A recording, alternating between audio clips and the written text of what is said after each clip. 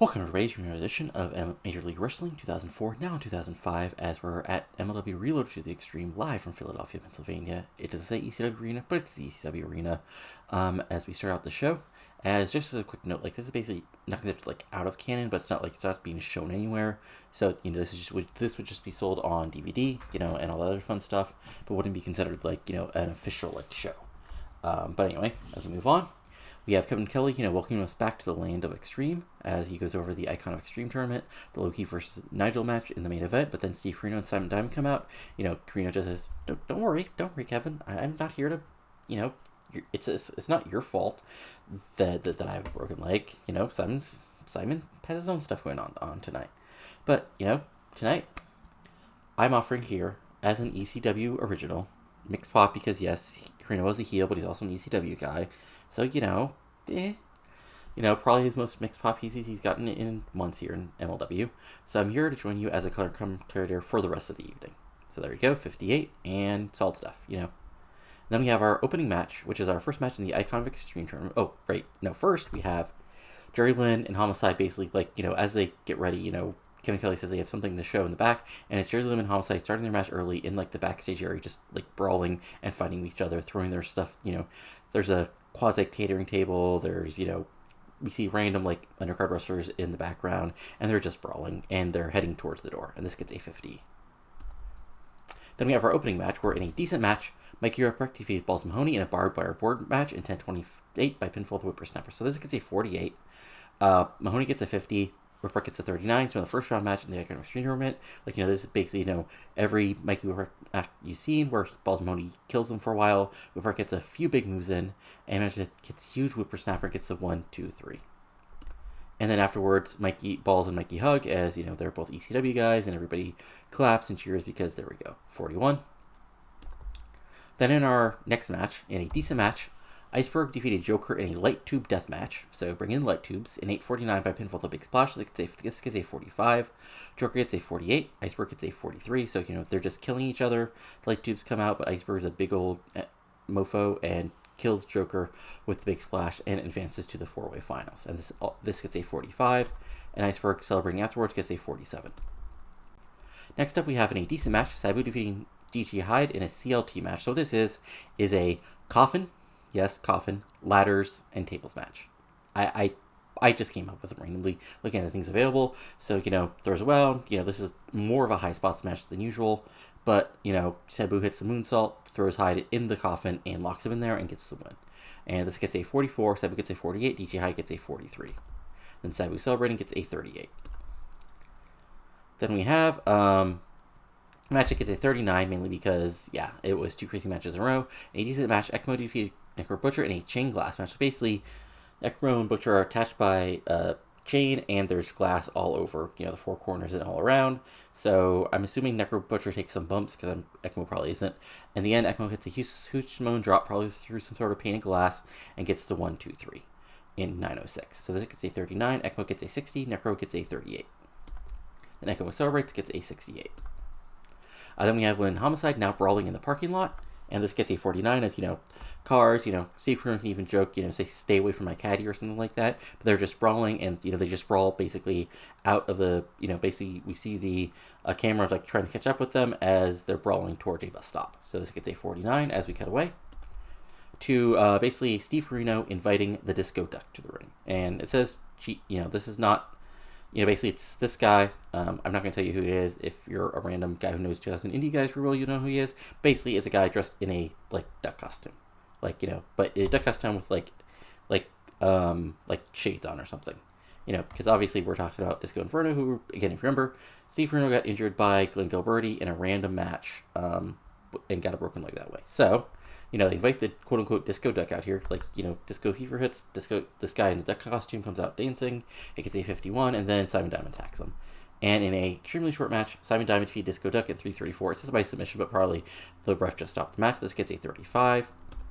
And then Diamond beat down and Corino laughs, gets a 65, and probably just got a giant face pop because, ECW would hate Disco Inferno more than he would see Corino, and even the MLW, faithful in the audience would be upset that Corino is now out for a couple months due to freaking Disco Inferno.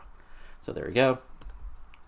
And then in a bout that had good wrestling and decent reaction from the crowd, Sonjay Dutt defeated Amazing Red, Matt Sydal, Jose Maximo, and Delirious in 10:02, and Sonjay Dutt pinned Jose Maximo with Sonjay Star Press. This gets a 56. Dutt gets a 54. Amazing Red gets a 62. Matt Sydal gets a 55. Jose Maximo gets a 49. And Delirious gets a 42. So yeah, just high flying, high spot match.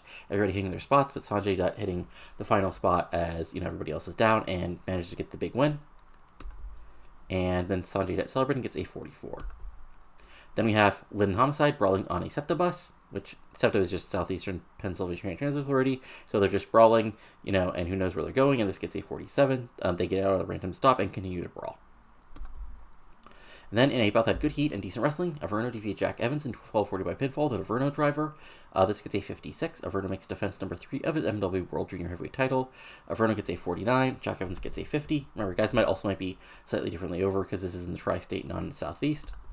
And then Averno is celebrating when Sonjay Dutt comes out, puts, motions at the title, Averno nods, and there we go. This gets a 43. Then Lynn and Homicide brawl to ringside, so this is, them coming up to the ring as the crowd pops. This guy's 47. Then their actual match. In the decent match, Homicide defeats Jerry Lynn in a last man standing match in 12:10 when Lynn could not beat a 10 count after a cop killer. So Lynn gets a 46, Homicide gets a 44. And then looks like there's going to be a handshake afterward, but no, Homicide just drills Lynn again and then walks away. And that gets a 50. Then, as Mikey Whipwreck and Sabu are coming out to the ring, Lightbringer and Balls take out Sabu and Mikey. Lightbringer keeps on screaming about cleansing, purging the evil. And Balls Money just taking advantage and attacking who thought it was his friend Mikey Whipwreck. But instead of Lightbringer joining the match, we see DJ Hyde come out as both Sabu and Balls Money are taken out. It's almost Sabu and Mikey are taken out. It's almost like I needed to give these wrestlers wins, but I didn't want to. Almost like a couple people didn't want to participate in the type of match I made up for these finals, and I had to figure out a way to give them a win because I didn't want to job them, but also not have them involved in the finals or something.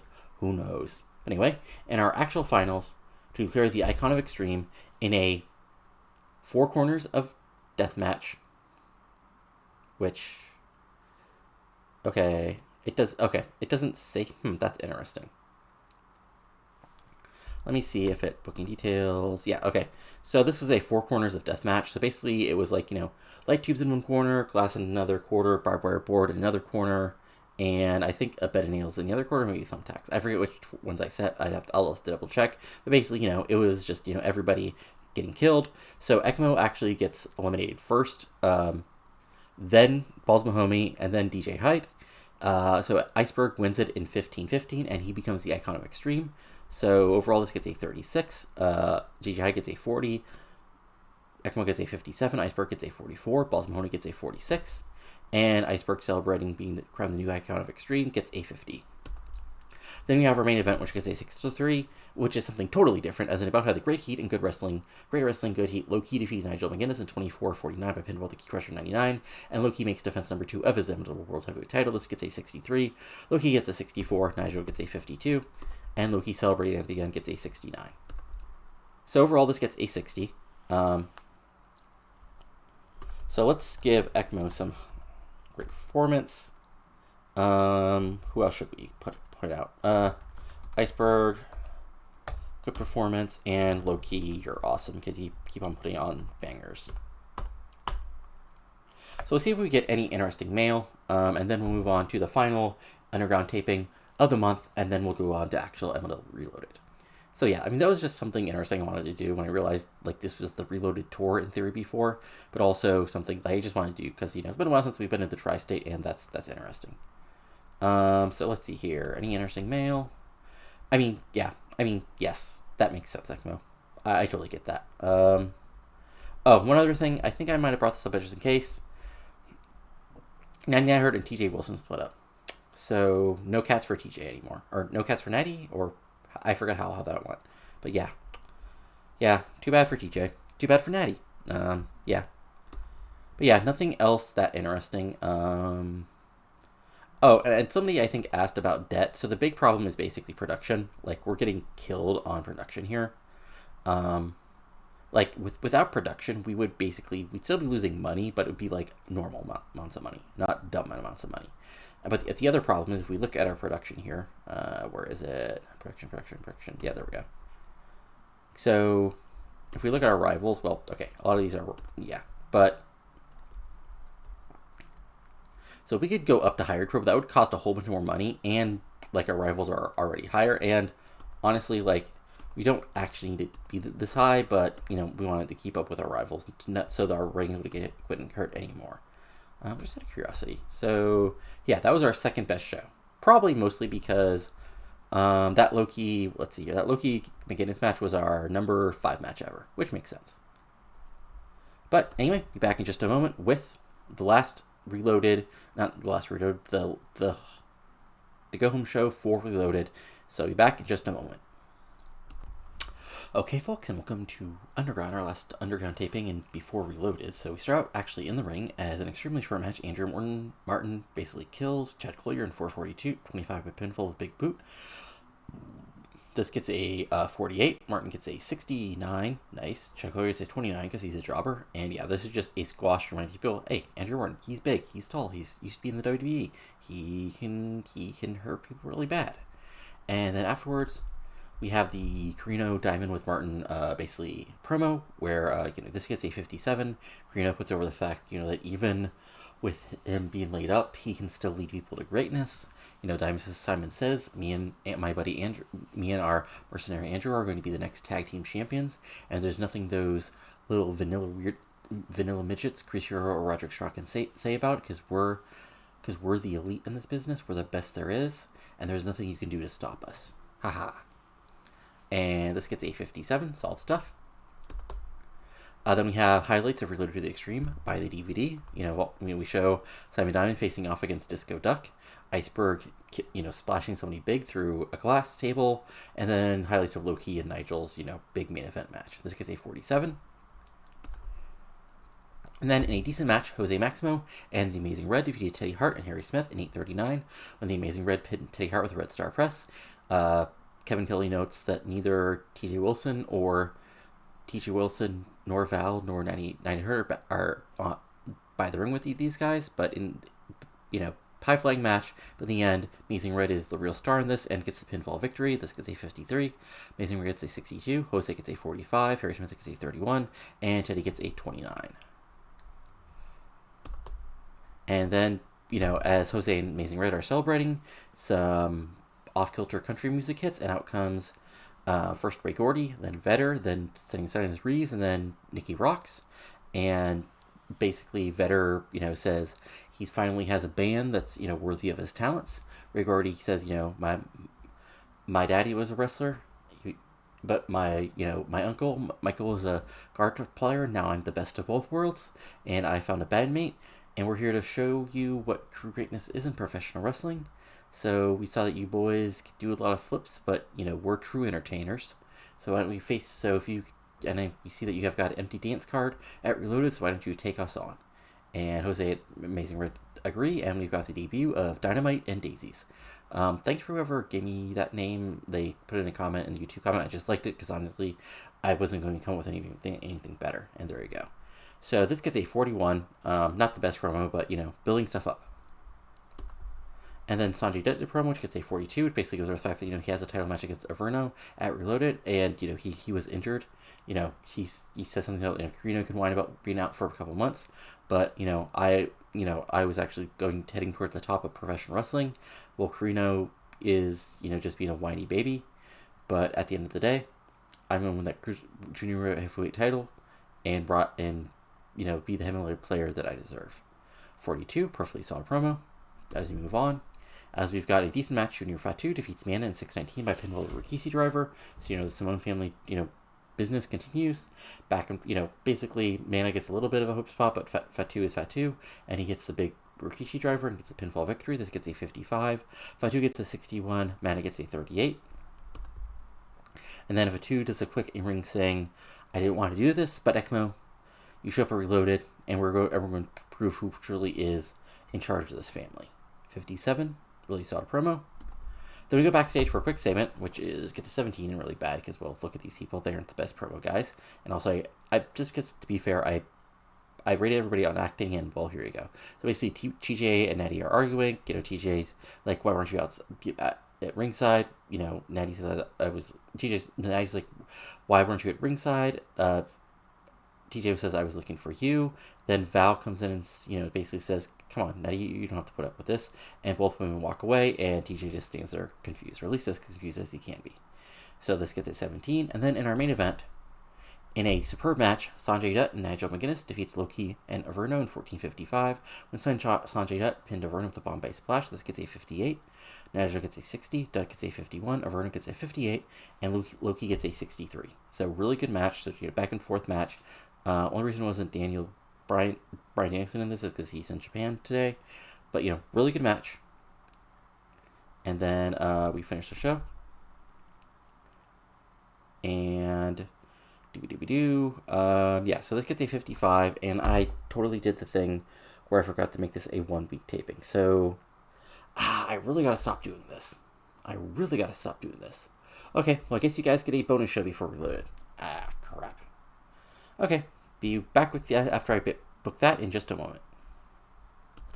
Alright, and now time for the other underground taping. Unfortunately, like I said, I screwed up the taping order, so this is going to be a taping for week 1. And yeah, this is just me being dumb. But anyway, we can fix this pretty quickly, so let's get rolling. So first, in a freestyle segment, Reloaded Type, just going over, Andrew Martin, Averno, Loki. They all did stuff. Hopefully it was good. 52. Then we had about a decent round from the crowd, but Subpar Wrestling, TJ Wilson and Teddy Hart defeated Queens and Puma and the Afana Pitbulls in 12:26 when TJ Wilson pinned Puma. This gets a 42. Puma gets a 32, Queens gets a 38, Hart gets a 26, Wilson gets a 36, Roma gets a 34, Grace gets a 48. So here's the thing.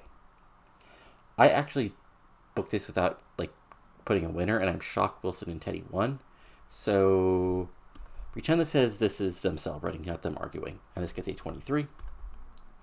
Then reload to the extreme highlights, the low-key world title match, Lightbringer attacking Sabu, and then Sabu, winning a hardcore match, which gets a 41, which leads right into Lightbringer defeating Sabu in 12:24. It says with a handful of tights, really this was just him hitting some Sabu with a chair or something, and this gets a 47.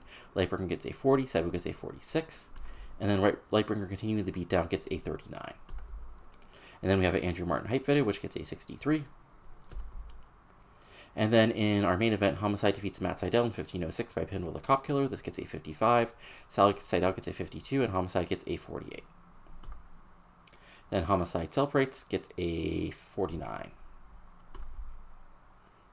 And overall, this show gets a 47. So, nothing terrible, but not the greatest thing ever. So I'll be back in a second with the actual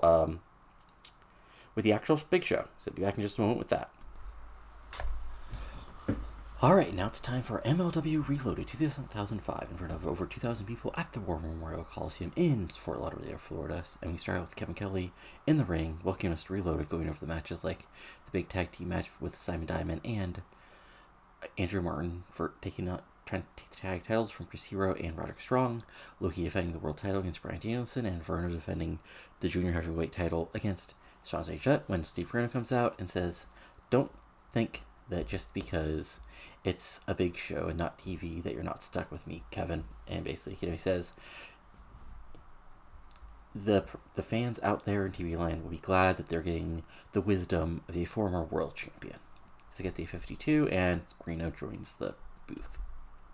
Then in our opening match, in a really good match, Jesus, this was a lot better than I expected. In a decent match, Ray Gordy and Vetter defeating Jose Maximo and the Amazing Red in 10-11, when Ray Gordy pinned Jose Maximo with a Country Thunder following interference from Reeves. So back and forth match, but Reeves comes in, hits, whatever Ryback's finisher is, that move on Jose Maximo. Maximo dies, and then, Ray Gordy gets the 1, 2, 3, and they gets a 57, Vetter gets a 46, Gordy gets a 43, Amazing Red gets 65 because he's awesome, and Jose Maximo gets a 47. Then we move on where Diamond Knight and Daisy celebrate, which gets a 41. Then we're off to our next match, which is a special bonus match, aka I forgot these guys weren't booked. Lightbringer, who continues to scream about purging, goes after Delirious, says you must be purged as well, and he defeats him at 9-1 by pinfall, just using underhand tactics, but he hits him with something, gets a pinfall victory. Lightbringer gets a 44, Delirious gets a 43 overall, and then Lightbringer continues the beatdown, gets a 40. Then we're in another random special match, as in a decent match, Mikey Ripprick and Matt Seidel defeated the Stampede Bulldogs, our Heart Foundation 2K3, and the Fit In Pitbulls in 12-18, when Matt Seidel pinned TJ Wilson with the Shooting Stars Press. Basically, the end of the thing here is both Natty and Val are at ringside this time, but they're both actually distracting the Heart Foundations more than they're helping. And at the end, a little, like, Natty's pointing at TJ to do something, and he walks right into a big super kick and then a super shooting star press from Matt Seidel. And overall, the match gets a 50, TJ gets a 37, Harry Smith gets a 33, City Hart gets a 29, Jack Evans gets a 47, Matt Seidel gets a 54, Mikey gets a 37, Rocky gets a 37, Ricky Reyes gets a 37. And yeah, and post-match, the Heart Foundation argue again, and that gets a 33.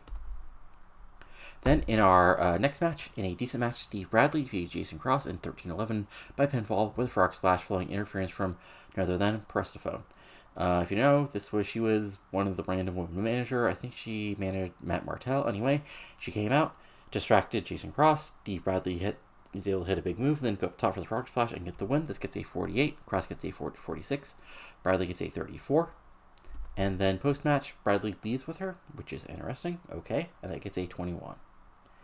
Now we're really building up things, as in superb match, Ekmo drew with Junior Fatu in 10-28 following a double countout. So they just fight, and eventually it's outside, and the ref calls for the bell. This gets a 66, probably our best match ever. And Ekmo gets a 60, Junior Fatu gets a 61, and then Ekmo puts Fatu through a table with a Samoan drop of doom, and that gets a 68 as well. So yeah, hey, having an over guy involved in an angle with another over guy who's getting more over gets you big ratings. Who knew? Then in a good match, Sonjay Dutt defeats Averno in 12-35 by pinfall the Bombay Splash, and Sonjay Dutt wins the MLW World Junior Heavyweight Title. It gets a 60, Averno gets a 54, Sonjay gets a 55. So again, back and forth match, but Sonjay is just a little bit better, is able to huge Bombay Splash and get the pinfall victory and become World Junior Heavyweight Champion. And the post-match looks like Averno is going to strap up Dutt, just like Amazing Red strapped up him, but kick, wham, Averno driver right in the middle of the ring as Averno whirls away and points to the title and, like, motion it should be around his waist. 47. Main reason I did this is I realized Averno is actually heel, and I've been treating him as a face, so here's his heel turn. And then in our semi-main, in a really good match, Chris Hero and Roderick Strong defeated Andrew Martin and Simon Diamond 15-25 when Roderick Strong pinned Simon Diamond with a surprise cradle. Hero and Strong make defense number 1 of their global tag team crown titles. So this gets a 56, and basic story of the match is whenever Martin's in there, it's just a domination. Like, he's a big guy. Hero and Strong are decent size, especially Hero, but like he has the power advantage. But Simon Diamond comes in, and Diamond's just he's talented and he's really good, but Hero and Strong are just as good, so they fight back. And in the end, Martin, actually, I think they finished it like Martin hits his pump handle slam, tags out to Simon Diamond so he can hit the big fall victory. But Simon basically plays with the crowd too much. Strong cradles him, gets the big 1-2-3 as Hero's able to knock Martin back so he can't make the save. And Hero and Strong, hold on to the tag team belts. They gets a 56, Strong gets a 49, Hero gets a 41, Simon Diamond gets a 55, and Andrew Martin gets a 69. Then Hero and Strong celebrate, and out comes Nigel to help him out. That gets a 52. And there's a stare down between Nigel and the heels, and there you go. Then our main event, which, unfortunate. I knew they didn't click, but I thought I was going to try something. But in a superb match, Loki defeated Bryan Danielson 29-39 pinfall the Kid Crusher 99. Loki makes defense number 3 of his MLW World Title, so this gets a 54. And I tried to make this a I tried to make this a spectacle, but unfortunately the crowd was already on an emotional high.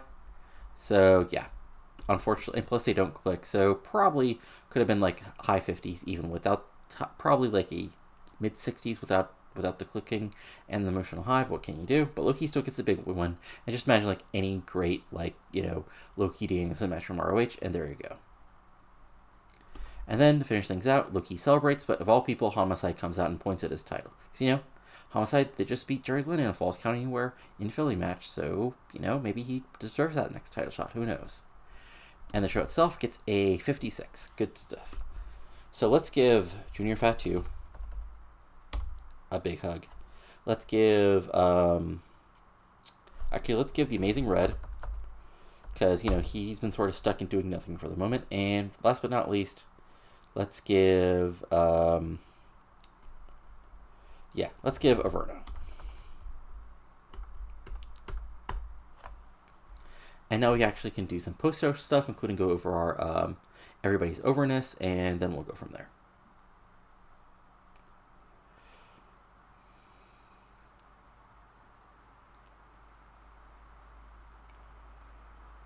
Month end, lots of fun stuff.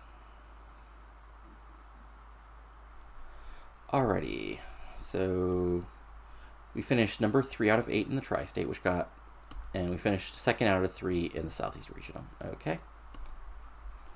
And, oh yeah, Reloaded got, okay, 14,000 people watching. So, okay, so Simon has some morale issues because I, made him lose, but let's, here. You get some money. There we go. So let's just check a few things creative-wise. Martin's, yeah, I mean, just because he's really over, XWB guy, then there's Danielson, then there's Diamond, then there's Loki, then there's Nigel. Next big things are Seidel and Puma still. Who's hot is Loki, Homicide, Ekmo, Carino, Nigel. Who do you expect? Who's not is Cross, Balls, Mahoney, Delirious. So, one guy who I actually need to push a little bit more, one guy who I don't care about, and then Delirious who's sort of in a middle spot.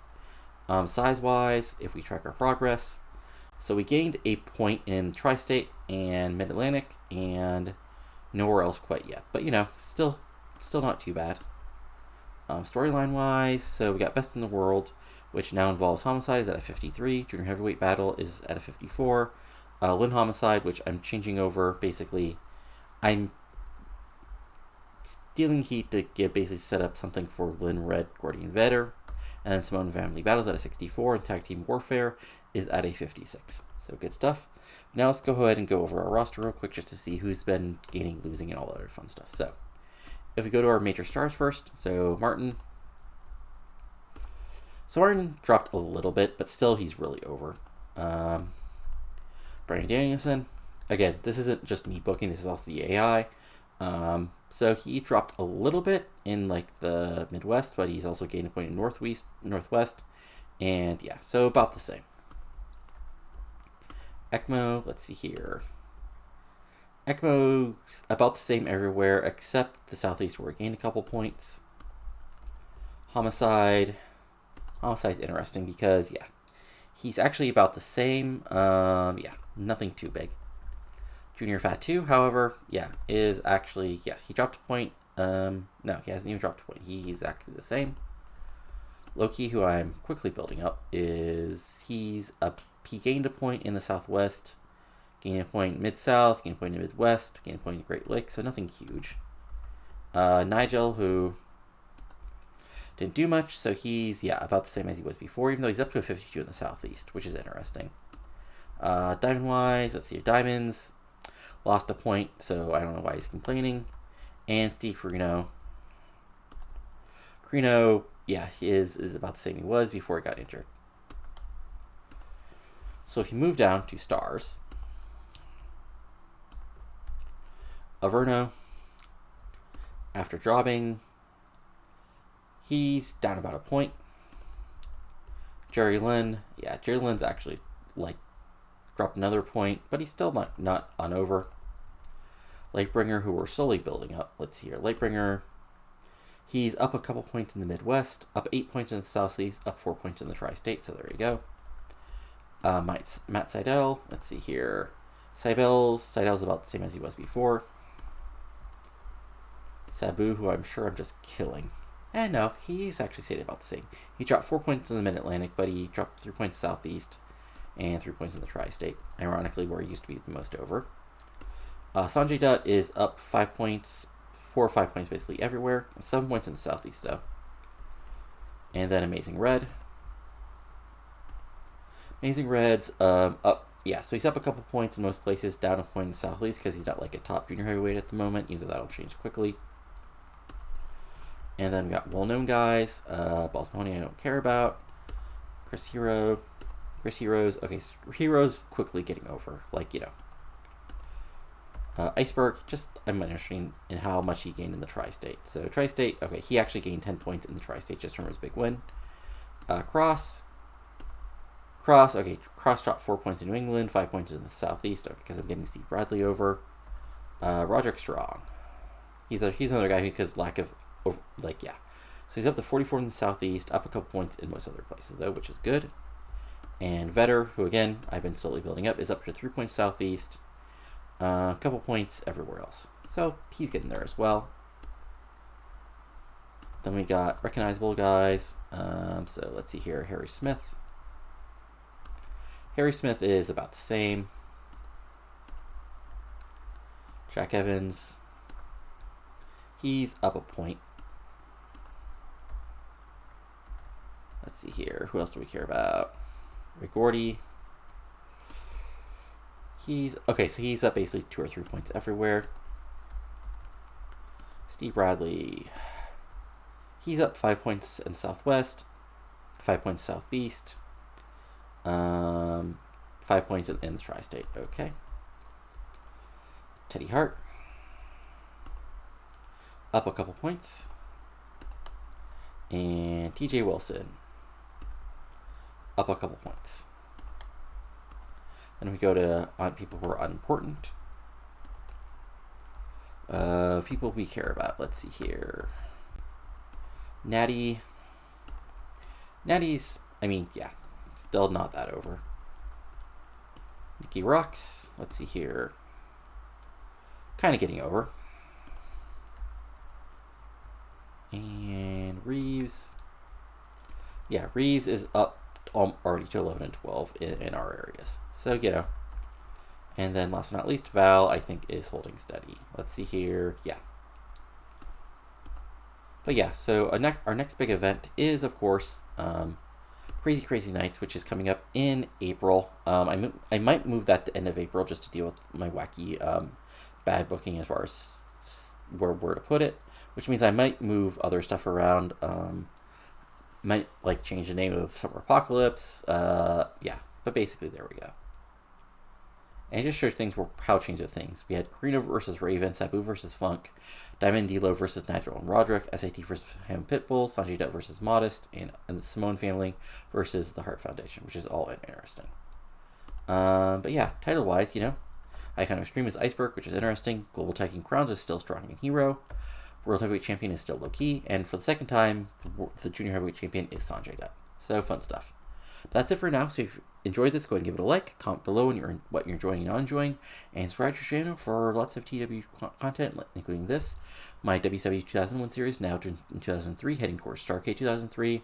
My WCW 1993 series, which just finished up Fall Brawl 1993, where the Iron Horseman reigned supreme. And of course, Cornell vs. Weekends, including the East Coast Wars and Cornell vs. 1997. And TCW 2016 in TEW 2020. But that's it for now, so talk to you later, and adios.